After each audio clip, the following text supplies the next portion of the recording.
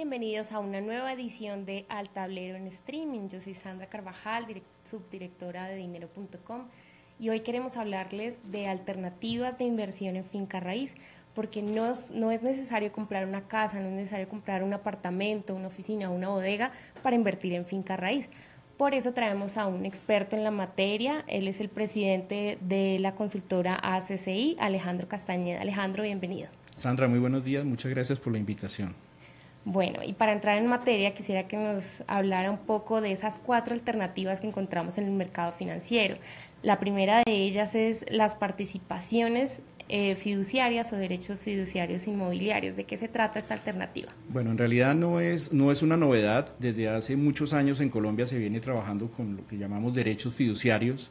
Inicialmente se arrancaron con hoteles, algo en locales grandes, y hoy en día pues ya se ha extendido a centros empresariales, centros médicos, centros comerciales, etcétera. Yo diría que los derechos fiduciarios son la inversión en finca raíz más parecida a lo que tradicionalmente uno busca, que es cuando uno invierte en finca raíz, lo que quiere es tener una renta mensual de algún valor y tener una valorización en el tiempo. Yo pensaría que esa es la más parecida. ¿Qué ejemplos encontramos en el mercado? ¿Qué empresas han utilizado esta alternativa de financiación? Hoy en día hay muchísimas compañías que están haciendo este tipo de labor. Una de nosotros, por ejemplo, hemos ya incursionado en el tema, hemos tenido ya varios proyectos con derechos fiduciarios. Nosotros nos enfocamos en todo, estructuramos y enfocamos todo tipo de proyectos en renta inmobiliaria. Pero por ejemplo está Oikos, hay muchas compañías en el mercado, no solo en Bogotá sino en el país.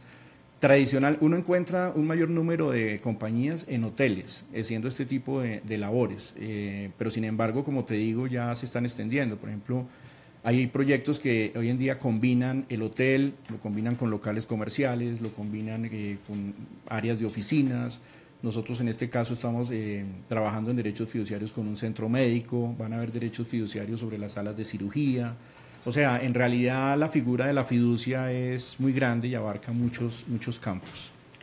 A esta hora quisiéramos invitar a todos nuestros usuarios a que realicen sus preguntas acerca de alternativas de inversión en finca raíz. Y para continuar con el tema, pues, ¿cómo hace una persona del común, una persona a pie, para acceder a esta alternativa de inversión que son las participaciones fiduciarias? Es importante resaltar lo siguiente.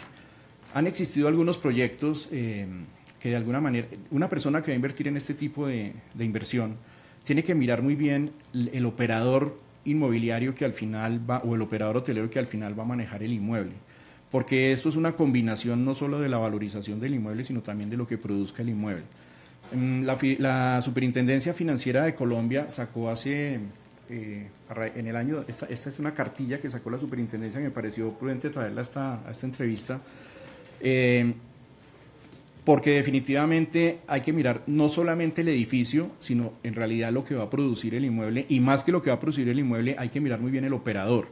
Hay que mirar, y no solo el nombre del operador o la marca que pueda tener, sino porque a veces son franquicias, sino en realidad si ha hecho más proyectos de estos y esos proyectos que ya esté operando, qué rentabilidades están dando, porque esa es la forma como el operador ha venido, digamos, funcionando bajo este esquema. Las participaciones fiduciarias, normalmente hemos conocido los derechos fiduciarios con varios nombres, incluso se le ha dado un nombre que es el FIDI, pero en realidad eso fue utilizado básicamente para un solo proyecto. En realidad la Superintendencia Financiera los determina como participaciones fiduciarias. Esa cartilla, a raíz de algunos proyectos que fueron un poco desequilibrados en sus manejos, al ser los mismos promotores los operadores, entonces la Superintendencia sacó esta cartilla aclarando muy detalladamente qué son los derechos fiduciarios, cómo funcionan, recomendándole a las fiduciarias que fueran mucho más claros con sus clientes al explicarles muy bien en qué estaban invirtiendo, recomendándole al inversionista que mirara bien en lo que estuviera invirtiendo, pero en realidad me parece que es una figura sensacional, porque permite a las personas ser dueños de unos inmuebles que en otras condiciones no podrían. O sea, llegar uno a pretender ser un dueño de un local, por ejemplo, para un McDonald's o para un Codensa, quien no quisiera ser dueño, pero esta figura permite que uno con muy poca inversión pueda lograrlo.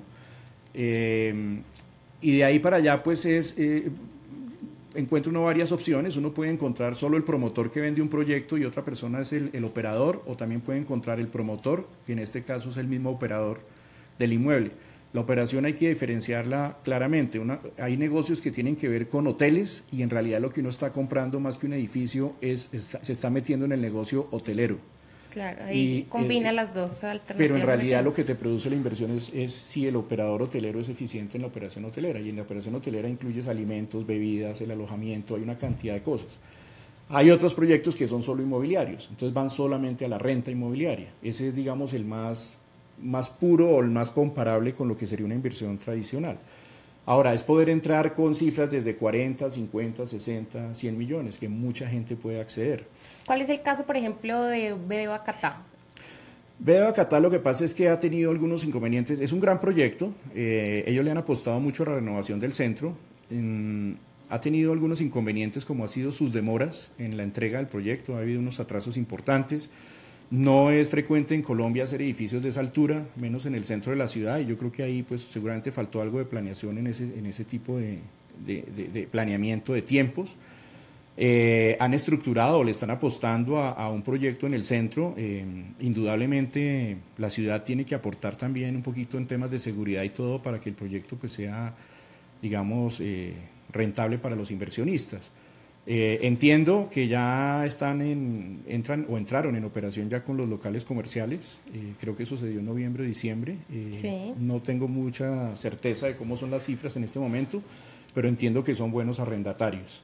Y obviamente pues a todas las personas que estamos involucrados en este tipo de actividad pues nos interesa mucho de que las cosas se sigan manejando muy bien y que la superintendencia, con esa aclaración que hizo, pues vaya cada día fortaleciendo más la figura, ¿no? A esta hora nos empiezan a llegar sus preguntas y empezamos con Ronald Hernández. Él nos pregunta, ¿qué rentabilidad tiene una fiduciaria y cuánto, me imagino que se refiere a los derechos fiduciarios, y cuánto es el monto mínimo para poderlo comparar con la finca raíz en el caso de que una persona quiera invertir? Lo primero que hay que tener claro cuando uno invierte en una participación fiduciaria, un derecho fiduciario, es que esto no es un CDT y no es un documento de bolsa, sencillamente es comprar un inmueble entre varias personas. Es una inversión colectiva. Y al ser una inversión inmobiliaria, pues definitivamente está sometido a cualquier situación cuando uno arrienda un inmueble. ¿Qué quiere decir eso? Tengo que promocionarlo, tengo que sacar publicidad para promocionarlo, tengo que tener una inmobiliaria que lo administre, puedo tener periodos de desocupación, si me desocupan el inmueble lo tendré que arreglar, tendré que pagar impuesto predial, etcétera. Entonces, básicamente es una inversión en finca raíz común y corriente, sencillamente que es una inversión colectiva. Si uno entra, como en cualquier proyecto fiduciario, y eso lo pueden mirar en las cartillas, y para todas las personas que puedan estar mirando esta entrevista, todas las fiduciarias que manejen proyectos fiduciarios tienen la obligación de tener la cartilla y que la persona se pueda documentar bien. Mientras uno está en el proceso del proyecto, el dinero lo entrega la fiduciaria, eso va a una cartera colectiva y esos dineros van produciendo una rentabilidad, es pequeña, mientras se le entrega al constructor el dinero cuando llega al punto de equilibrio. Ya cuando se entra a la etapa de operación, que es cuando el edificio se termina, las condiciones cambian. Este tipo de proyectos tienen unas vigilancias especiales, tiene es como una especie de sociedad anónima, tiene unas asambleas. Esas asambleas nombran unos comités fiduciarios y esos comités fiduciarios normalmente también tienen revisoría fiscal. O sea, no solamente es lo que la fiduciaria vigile, sino que tiene todo un manejo integral. Ya de ahí para adelante depende la condición del mercado en cuanto se pueda arrendar. Ahora, si es un solo inmueble que compone el edificio, pues será más rápido arrendar. Si son varios inmuebles, tiene una gran ventaja que si le desocupan uno de esos inmuebles, los otros van produciendo. Entonces ya dependerá también del tipo de proyecto como se estructure. Hoy en día la finca raíz, si uno habla de vivienda común y corriente, está rentando el orden del 4 o 5% mensual del valor del inmueble. En temas ya, digamos, de oficinas, de bodegas, pues ha habido en los últimos años, pues con la situación que está pasando en este momento el país, pues hubo una baja considerable en los valores de renta de oficinas y de bodegas. Eso golpeó pues obviamente el tema. Pero sin embargo, y se están arrendando, hace un par de años se arrendaba uno algo así como IPC más 1 o más 2, alcanzaba a arrendar inmuebles. Hoy en día básicamente uno logra el IPC, que es algo interesante. Y pues obviamente en este momento hay una oferta importante que hace que pues las condiciones de negociación, a veces uno puede entregar en obra gris o puede entregar con acabados, digamos, es una situación muy puntual la que estamos viviendo. Es importante también resaltar que con el tiempo las valorizaciones en Colombia se jalonan, o sea, si bien ahorita la valorización estamos hablando básicamente del 4 al 6% anual, en la medida en que la economía se reactiva y empieza a haber menos oferta, pues hay unos jalonazos, diría yo, grandes y vienen las correcciones en el tiempo, en lo que es la valorización. Y recordar que esto es una inversión que está compuesta de la renta mensual que uno recibe más la valorización del inmueble, porque muchas veces la gente compara este tipo de inversiones solo con lo que produce mensualmente, con lo que le gira el arrendatario mensual, pero lo interesante aquí y lo que hace que esta inversión sea más atractiva que otras es esa valorización que va teniendo el inmueble en el tiempo. Perfecto.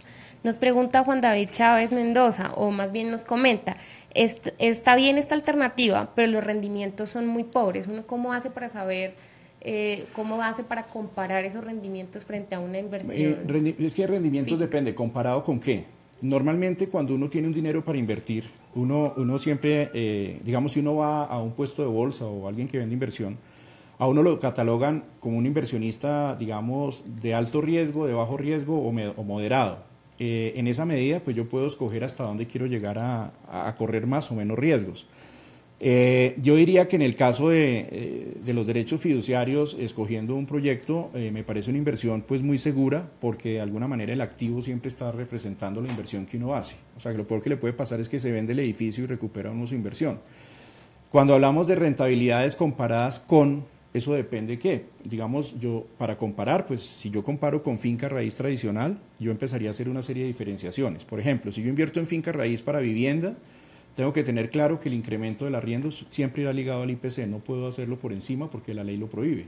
Pero si yo invierto en un proyecto, por ejemplo, hotelero, o invierto en un proyecto comercial, siempre tendré opciones de tener más rentabilidad. Si uno quisiera tener más certeza de cómo invertir, hasta lo puedo hacer. Sencillamente me voy a proyectos terminados y le pregunto al operador cuánto está rentando. O sea que yo puedo tener hasta la certeza de que los arrendamientos ya existen, puedo conocer los contratos de arriendo, etcétera. Entonces, cuando hablamos de comparaciones, habría que determinar contra qué quiere compararlo, porque de todas maneras estamos hablando en este momento son de inversiones en finca raíz, no en temas, digamos, de papeles de bolsa o bonos o ese tipo de cosas. Bueno, nos pregunta Fernando Chuquen, ¿cuál debería ser el incremento anual de valorización en finca raíz habitacional? El habitacional es el IPC del año inmediatamente anterior. Perfecto. Diego García nos pregunta, ¿hay o no indicadores o escenarios de una burbuja inmobiliaria en Colombia? ¿Usted qué opina?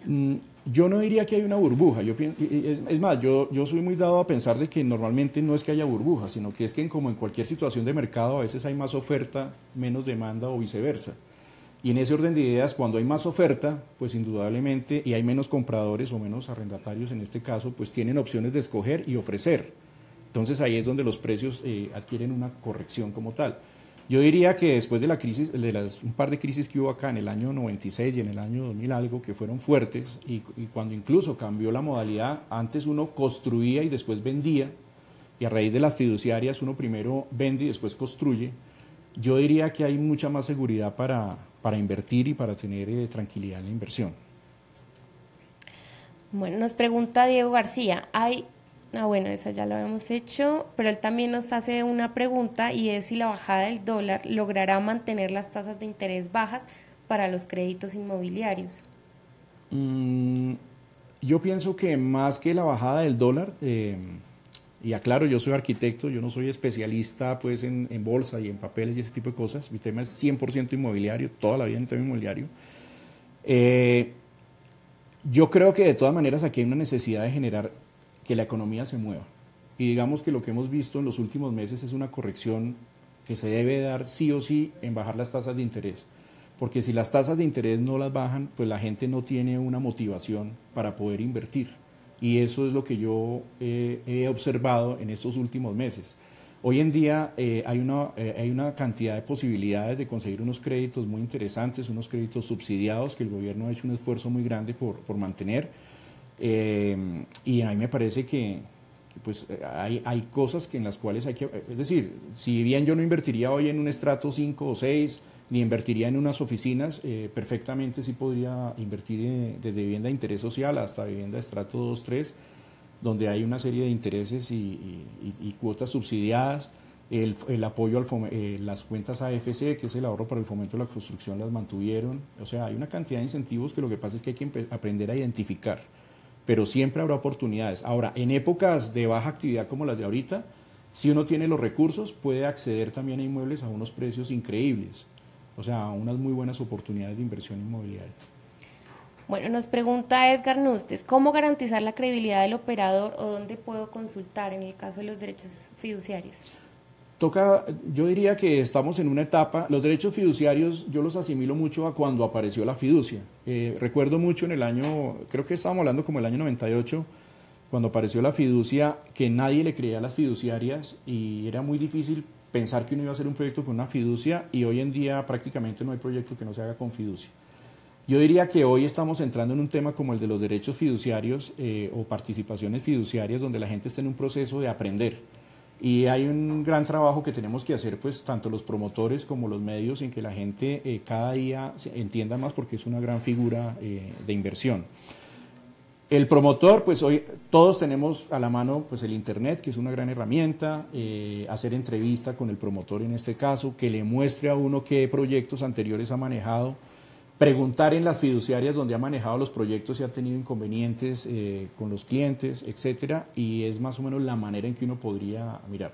Ya aparecen también empresas o inmobiliarias especializadas en derechos, una de ellas es Fidumarket, se encuentra en fidumarket.com la dirección, y ahí uno puede empezar a comparar derechos fiduciarios. Hay que mirar no solamente el valor de venta del derecho, sino en realidad el valor de venta en función de lo que renta. Entonces, yo diría que hay varios escenarios, como en la finca raíz.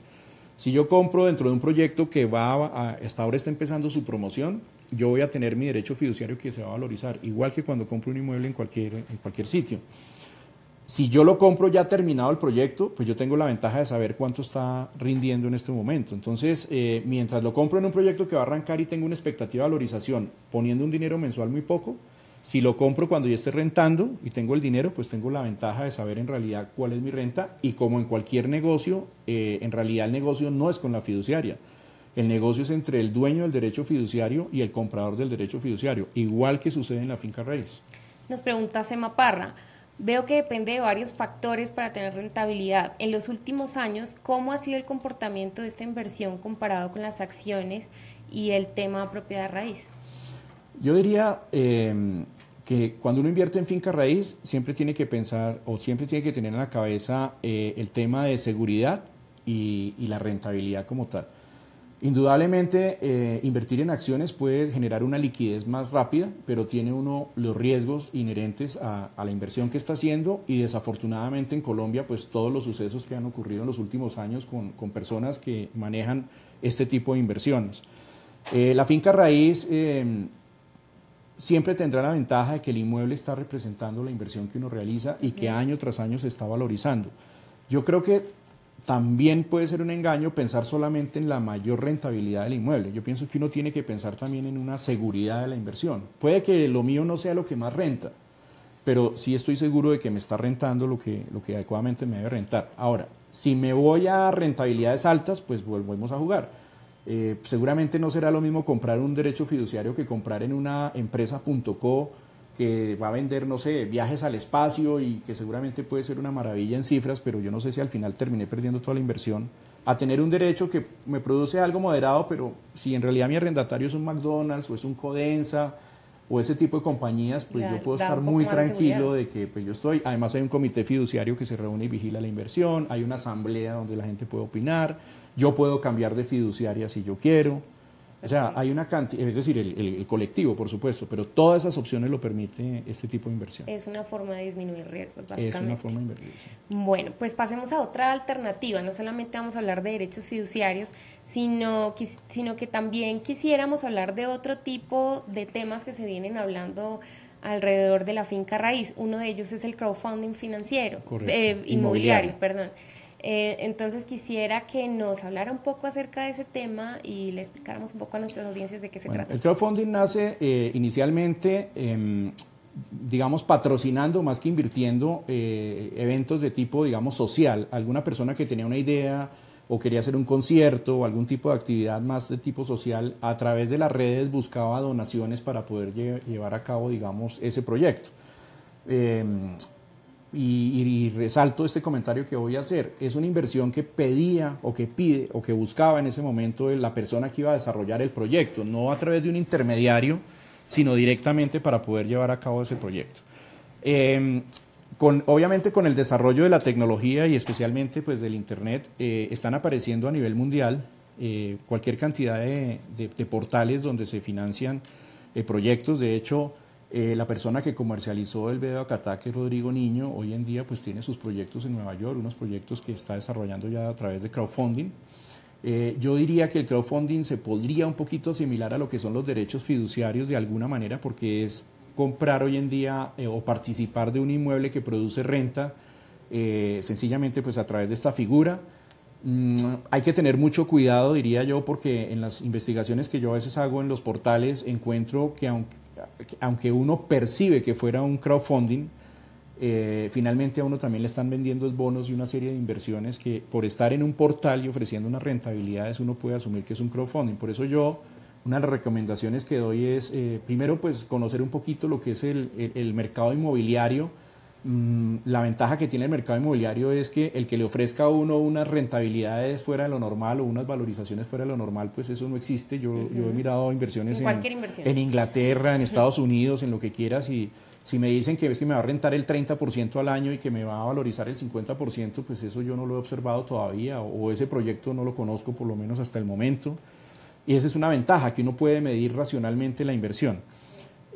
Con los portales, pues obviamente yo puedo invertir en Inglaterra, en Dubái, en 10.000 sitios, en España, pero obviamente estoy regido bajo las reglas de ese país. Entonces hay que tener cuidado, porque si yo voy a enviar un dinero allá, ni siquiera conozco el idioma en el cual estoy invirtiendo, los documentos que voy a firmar, pues puedo tener ahí un tipo de riesgos en ese caso. Para el caso de Colombia, la Superintendencia Financiera de Colombia está reglamentando el tema del crowdfunding. Me parece que el enfoque es muy diferente a lo que yo he podido observar del crowdfunding, porque primero es como una intermediación, son plataformas electrónicas que van a permitir unir a gente que tiene un dinero con gente que tiene un proyecto. Se vuelve más como una intermediación. Vigilada, por supuesto, por la Superintendencia Financiera, con montos muy reducidos, o sea, son 1.000 salarios mínimos mensuales vigentes, que eso es nada, eso es comprar un apartamento, y no sé hasta qué punto el costo operativo de esa acción, o sea, de recoger unos dineros y prestarle al otro y llevar el día a día de esa operación, pues fuera, digamos, atractivo. Tienen que ser empresas especializadas en esa actividad, son sociedades anónimas lo que están reglamentando, y seguramente arrancarán con ese valor, pero con toda seguridad en el tiempo van a crecer. Es más, si no lo hicieran, me parecería que es perder una oportunidad de competir a nivel mundial, porque aquí es que con crowdfunding no solamente es hacer edificios, yo puedo hacer lo que quiera, represas, hospitales, clínicas, lo que yo quiera. Cualquier proyecto. Entonces es una fuente de financiación muy interesante mundial, sencillamente. Exacto. Es el enfoque. Entonces lo que yo estoy viendo aquí es que básicamente están como generando una herramienta como para administrar unos dineros y prestárselos a otro, además con una visión aparente, pues me parece a mí pues muy chiquita, porque es que 1.000 salarios es muy poquito. Y en ese caso, ¿qué personas pueden acceder? ¿Cómo pueden acceder? Hay que esperar a la reglamentación.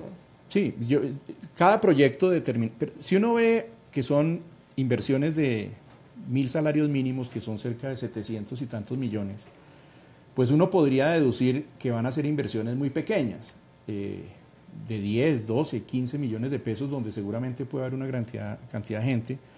Si van a ser, ya, de hecho uno lo encuentra en internet ya, aunque no estén reglamentados, lo están manejando a través de sociedades anónimas, pero es que la operación de ese tipo de cosas, si yo un inmueble de estos lo coloco en una inmobiliaria, me va a cobrar una administración, tengo que pagar prediales, tengo que pagar una serie de cosas, o sea, operativamente me parece como muy pequeño para soportar esa inversión. Habría que ver finalmente en qué queda la reglamentación, Pero indudablemente uno encuentra ya proyectos pequeñitos que compran apartamentos en proyectos sobre planos y ese tipo de cosas que pensaría que va a hacer este tipo de manejo, ¿no? Del crowdfunding inmobiliario, hablando de temas inmobiliarios.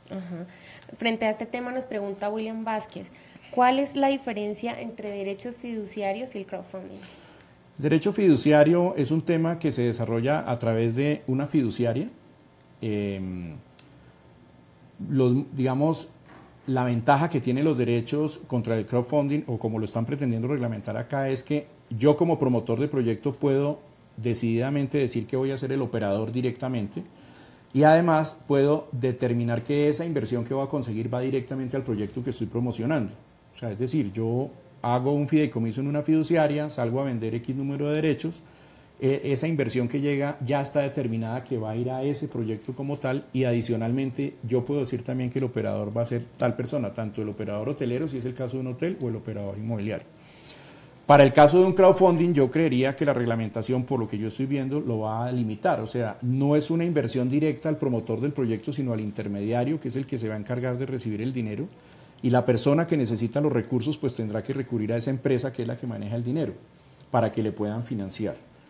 Ya el detalle como tal, pues tocaría ver cómo funciona. En el caso de lo que yo he visto en crowdfunding por fuera, es muy similar a lo que puede ver uno que es un derecho, pero habría que mirar mucho la letra menuda de lo que en realidad uno está firmando y los riesgos que puede estar tomando, porque básicamente son inversiones pequeñas. Y yo he visto que lo que están manejando ahorita en Nueva York están más o menos del orden de unos desde $15,000 a $50,000, inversiones pequeñas, con unas rentas muy similares a lo que se está ofreciendo acá. Por supuesto son proyectos en Nueva York, por ejemplo, o en otros países, o en sitios turísticos pues, que tienen algún atractivo, y ya pues tocaría entrar a investigar un poco más cómo es el proceso como tal de cómo recojo mi inversión, cómo puedo revender mi inversión, si tengo restricciones para revender mi inversión, etcétera. Bueno, hablemos de una tercera y una cuarta alternativa de inversión en proyectos inmobiliarios. Hablemos un poco de lo que son los fondos de inversión colectiva inmobiliaria y también de los fondos inmobiliarios de capital privado. ¿Qué son y cuáles son las diferencias entre los dos fondos? Sandra, si tú te das cuenta, la tendencia es hacer inversiones colectivas. Sí, si miramos los derechos fiduciarios es colectivo, si el crowdfunding es colectivo y lo mismo estos de acá. Lo que pasa es que tienen pues sus matices y aquí los encontrando. El fondo de inversión colectiva inmobiliaria es un tema supremamente interesante. De hecho, el gobierno, pues es indudable que las compañías que están listando en bolsa se están reduciendo y que los inversionistas que están invirtiendo en bolsa se han reducido también por todo lo que ha pasado. Y no deja de ser preocupante, bastante preocupante. Además que los que de alguna manera tienen la mayor cantidad de compañías en bolsa pues son normalmente los grupos económicos grandes del país. Pensaría uno como ciudadano, yo no hablo aquí como especialista en nada, sino como ciudadano, que esto es una muy buena alternativa para poder recuperar ese tipo de inversiones en la bolsa y de hecho el gobierno el año pasado lo reglamentó y los fondos de inversión colectiva pueden llegar a la bolsa. Habría que ver si en realidad esa idea se lleva efectivamente a la realidad. Entonces, básicamente, ¿qué es un fondo de inversión colectiva? Pues es una inversión que se hace de manera colectiva entre varias personas. Los fondos de inversión colectiva y fondos de capital privado solo pueden ser pues, administrados por sociedades fiduciarias, por puestos de bolsa o por sociedades especializadas en inversión, no más. Esos fondos de inversión tienen unos comités de inversiones, donde normalmente pues, aparecen especialistas. Los fondos de inversión colectiva pueden ser abiertos o pueden ser cerrados. Eso quiere decir que yo puedo tener un fondo abierto que en el tiempo perdure, o puedo tener un fondo cerrado que tenga una inversión determinada para 10 años, 20 años o 30 años. ¿Listo? Básicamente los fondos, a diferencia por ejemplo de los derechos, los operadores cobran sobre el valor de los activos, no sobre el valor de las rentas. Y ahí hay una diferencia bien importante. Normalmente vale más la operación de un fondo de este tipo que una administración inmobiliaria y el mismo mercado, creo yo, está tendiendo a corregir ese diferencial, porque siempre será más atractivo cobrar por el valor de los inmuebles, es decir, inmuebles importantes, estoy hablando de 200.000 millones, 100.000 millones, a cobrar por una administración inmobiliaria común y corriente.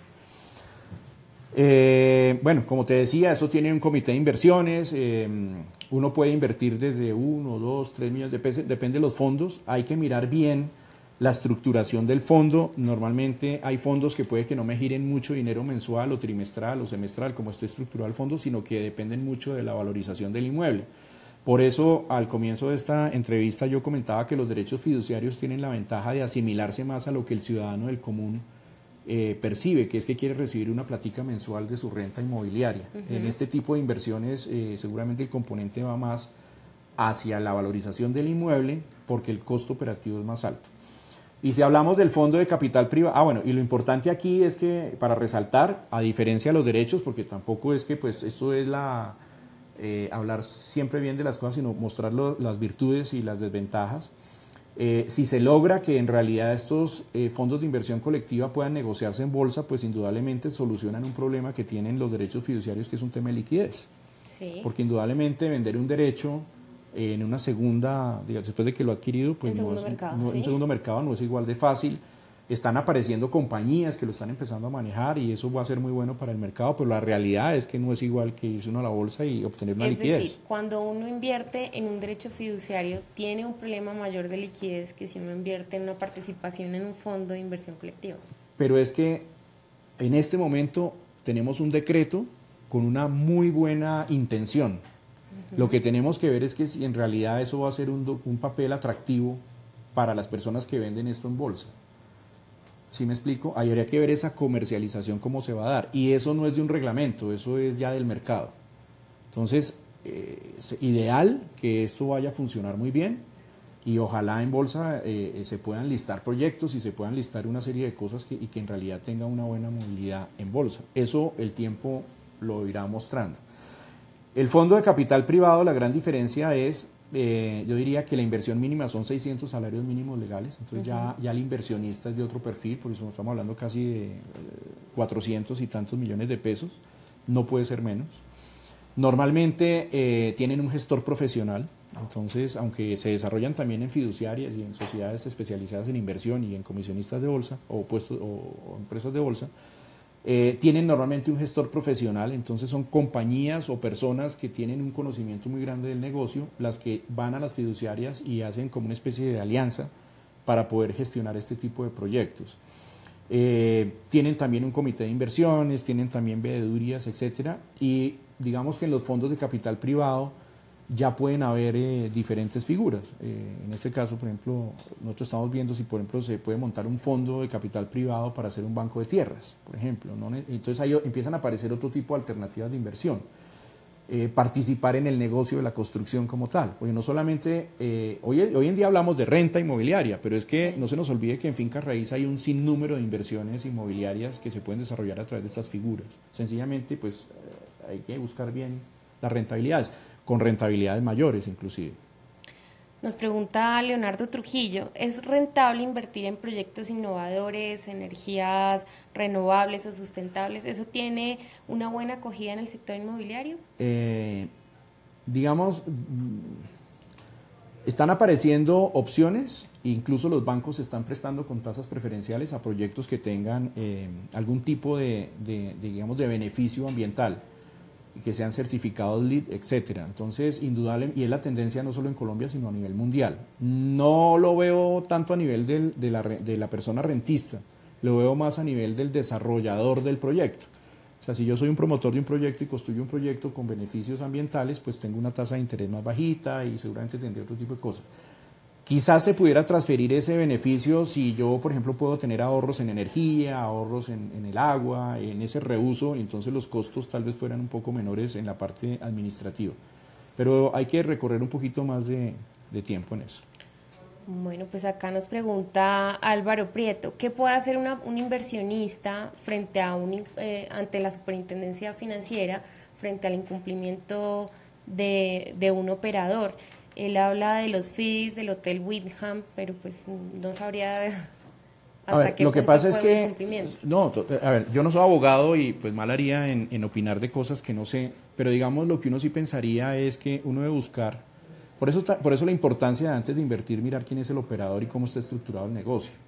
Porque no sé si es el caso, pero puede pasar que el operador esté llevándose una mayor tajada de lo que le corresponde y el inversionista esté recibiendo menos. Yo no sé si el incumplimiento puede ser que el negocio, que en realidad haya algún dolo, sino que sencillamente el negocio quedó mal estructurado desde el comienzo, de tal manera que el operador está recibiendo más de lo que deben recibir los inversionistas, y quizás la acción legal ahí sea buscar un equilibrio contractual.